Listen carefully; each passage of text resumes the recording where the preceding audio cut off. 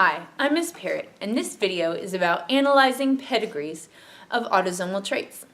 A pedigree is simply a family tree that shows the occurrence of certain phenotypes over successive generations.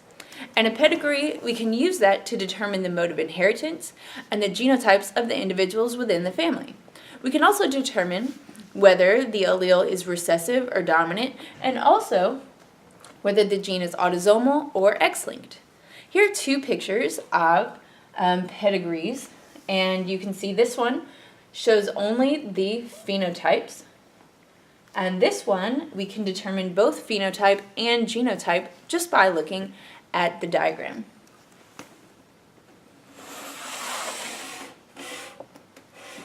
In order to analyze pedigrees, we need to know what each of the characters means. In general, females are always designated as circles, and males are always designated as squares.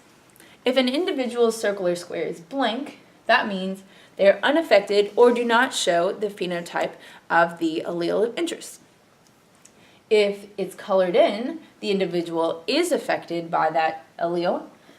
If it's half and half, the individual is a carrier or is heterozygous. And if the individuals have a line through their shape, then that means that that individual is dead. This is an example of how I've set up a pedigree as well. So in one generation, you'll have a female and a male, and if there's a line between them, that means that they have mated. Okay, so, and in the offspring of those parents, you'll have a line coming off of that bar, right, with its own bar, and coming from it, it will have the offspring, or the F1 generation. And those offspring may or may not have the same genotype and phenotype. Now, just looking here, what you'll be able to do soon is you can see the genotypes and phenotypes of the offspring, and you could determine the parental genotypes just by looking at the offspring. We're going to learn how to do that now.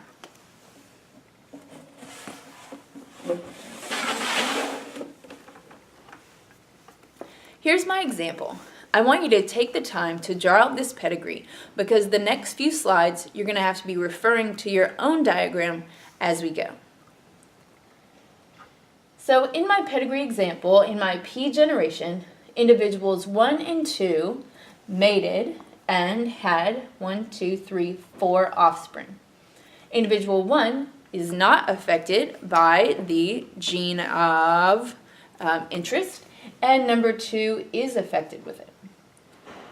So, and then number 3, which is somebody from a different family, not an offspring of 1 and 2, okay, mated with individual 4, the male 4, and then they had, in the F2 generation, right, they had 4 children. And then over here, your individuals, this female number 7 and male 8 from another family, they mated and they had 4 offspring. So what I'm going to do now is I'm going to try to determine the mode of inheritance for this blue gene, and also determine the genotypes of the individuals within this pedigree.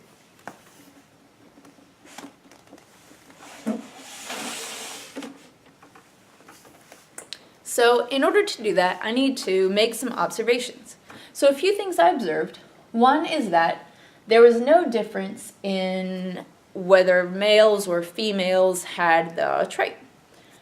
I also noticed that the blue phenotype skips generations. So these are two indicators to me that the blue allele is autosomal recessive.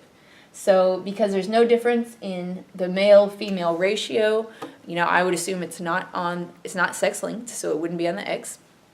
That's my assumption. And right, recessive because if a recessive individual mates with a homozygous dominant individual, all of their offspring will have the dominant phenotype, which is what we saw. So I'm going to test this idea by doing a Punnett square to see if, what my reasoning, my hypothesis makes sense. And so this is, I'm going to hypothesize that if the blue trait is autosomal recessive, then I'll assume that individual 2 is little b, okay, and that the other parent is homozygous dominant. And if that's the case, then 100% of the offspring should be heterozygous and all show the normal, unaffected phenotype. And that's what we saw. Now, if that's true, then I can make a prediction.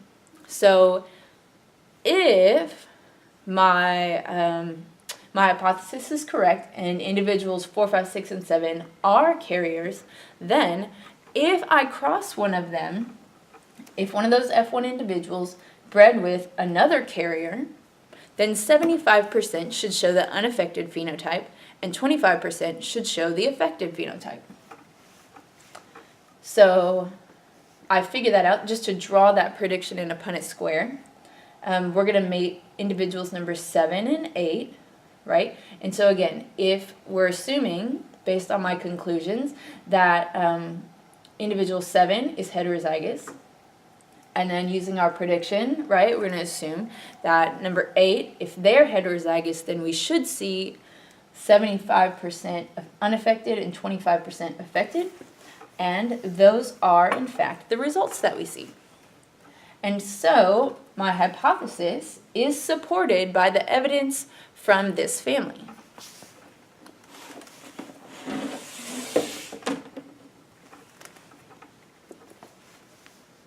Now, I've figured out what the mode of inheritance is, and now I want to go in and actually put in the genotypes of the individuals in this family. So, this is the original phenotypic pedigree, and so now we're going to do our genotypes, right? And this is individuals number 7 and 8. Now, based on what we saw and what we did in the last slide, we can know that individuals 7 and 8, because in order to get these offspring, individuals 7 and 8 had to be carriers.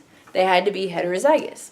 So we can color in their circles and squares like that and indicate their genotype as heterozygous. And so we're going to cross these two and we can determine the genotypes here. Now, because this one's already filled in, right, it's already affected, and we figured out that it was an autosomal recessive trait, then that's automatically going to be homozygous recessive. So we can draw that in, little b, all right? And then for these, according to our Punnett square, 25% of the offspring, or we'll make this one, is unaffected. It's homozygous dominant. The other two show the unaffected phenotype, but they're carriers. So we cut them in half and color those boxes in. And we can designate them as heterozygous, big B, little b. And so now here's a challenge for you.